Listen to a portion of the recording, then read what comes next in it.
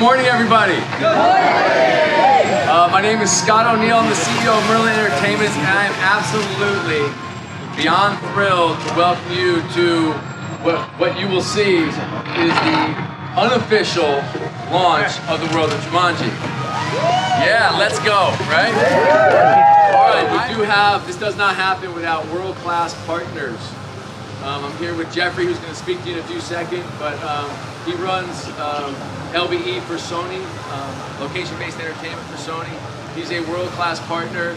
This is not the first deal we've done with him, and this will not be the last. Sony has such an incredible library of assets, from music to gaming to TV to movies. But what makes it more special is when you're working with a partner as big as Sony, and you have people as wonderful as Jeffrey. That's when it actually happens. That's when the magic happens. That's when two creative forces come together to create something really, really special.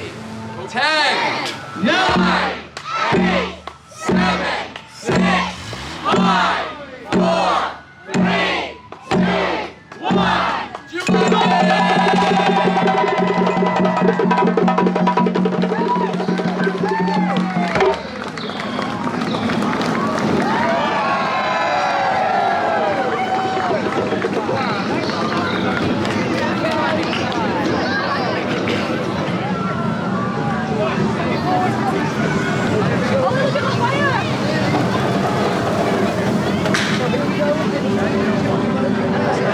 That's how to start a press event.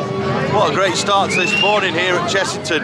Hello there, if you're new to the channel, I'm Scott. You're watching Your Experience Guide. Looking forward to this today. It was great to do the Hard Hat Tour a couple of weeks ago. And here we are now to ride the rides. I will introduce everyone with us shortly. But yeah, looking forward to this. We're now in the queue for Mandrill Mayhem, the B&M Shuttle Wing Coaster here at Chessington. It's a UK first B&M Shuttle Wing Coaster. Stephen is with me. Hello. You're going to tell me now, because I can't remember. I think this is a world first, one of these shuttle coasters with B&M. I've not seen one anywhere else. No, likewise, so I'm excited. Everyone's excited. There's lots of happy, smiling faces. It's been a good event so far. We're walking all around the main queue. Of course, you will have probably seen online that this is a virtual queuing roller coaster. So I don't think you can just turn up and ride it. I think you have to book it virtually. I'll talk more about that later on, especially not whilst walking through the main queue line. I'm not sure how that's going to work, but it is something that the industry is bringing in slowly all over the world. And I think that COVID sort of pushed that a little bit. But yeah, let's see how this goes.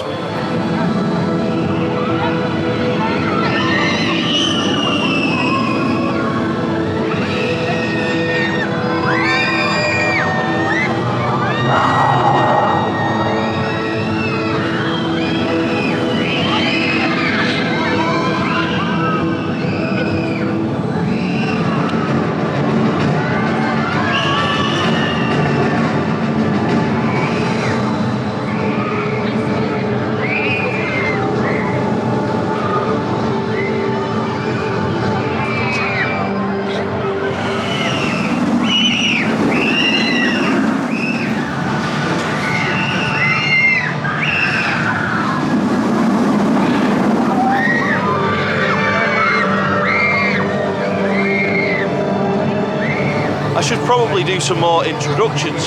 We've got Mark and Fiona with us today as well. By the time I'm introducing them in the video, we've actually already been on it, so I'm just going to give Mark the camera now and he can just tell us what he thought. So just come off, and I honestly, I enjoyed it. For a family coaster, that hits its demographic very, very well. You know, it's got the right amount of intensity for it. The launches are quite punchy, really.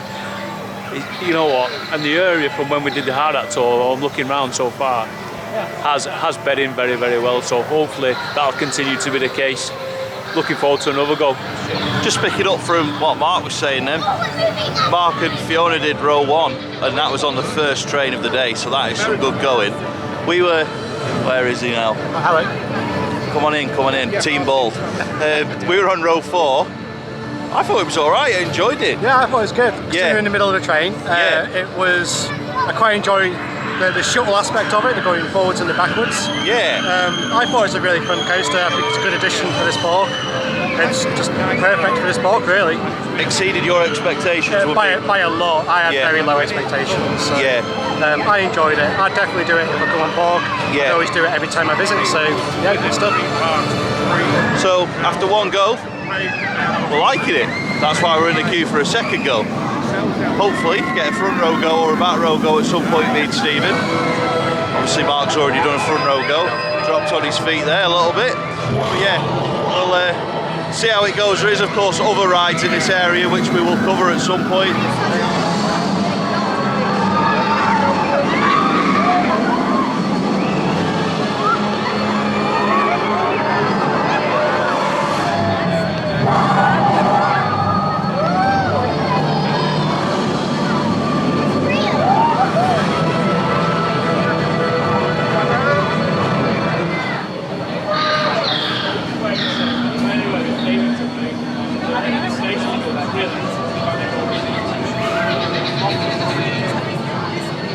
What I have to remember is that there is actually other rides in this area other than Mandrill Mayhem, so I'm going to go and take a look at those now, including Mamba Strike, which I've already got some footage of, so I'll put that in the video now.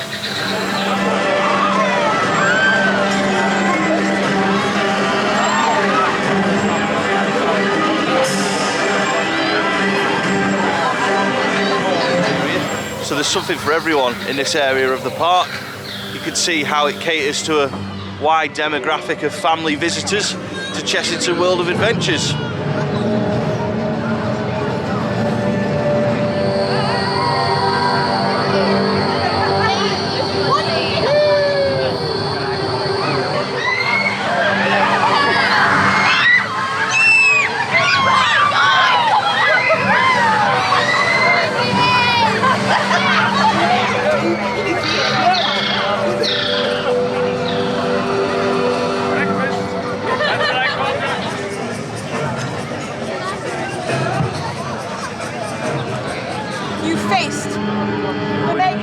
Of the mandrills. Absolutely. And how did you face up against the mayhem of the mandrills?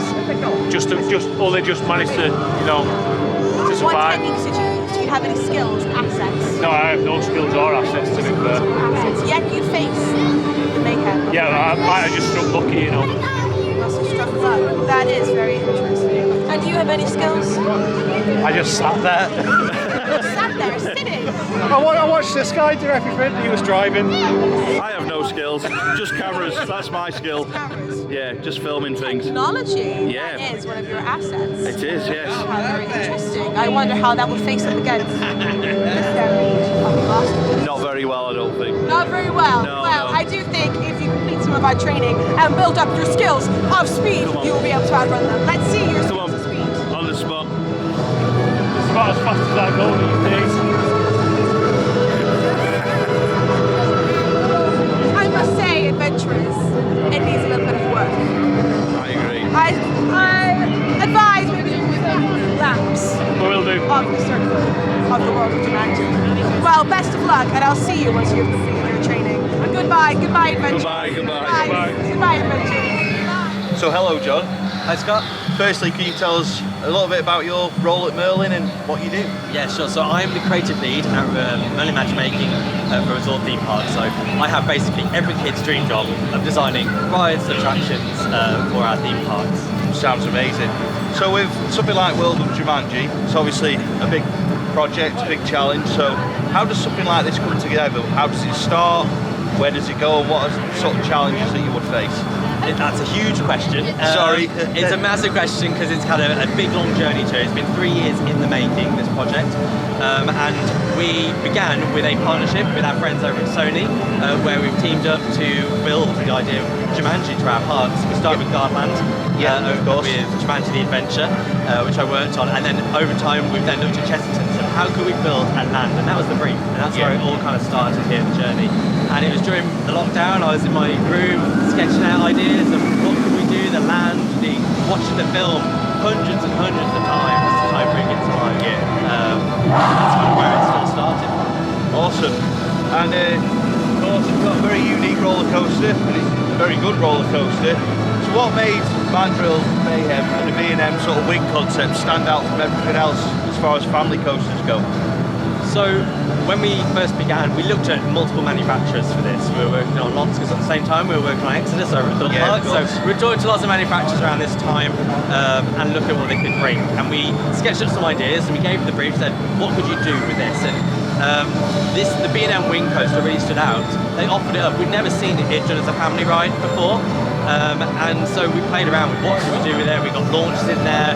We then added a little bit more thrill to dial it up, because Jumanji is a great film for those up for it families, the adventures of Dr. Gravestone.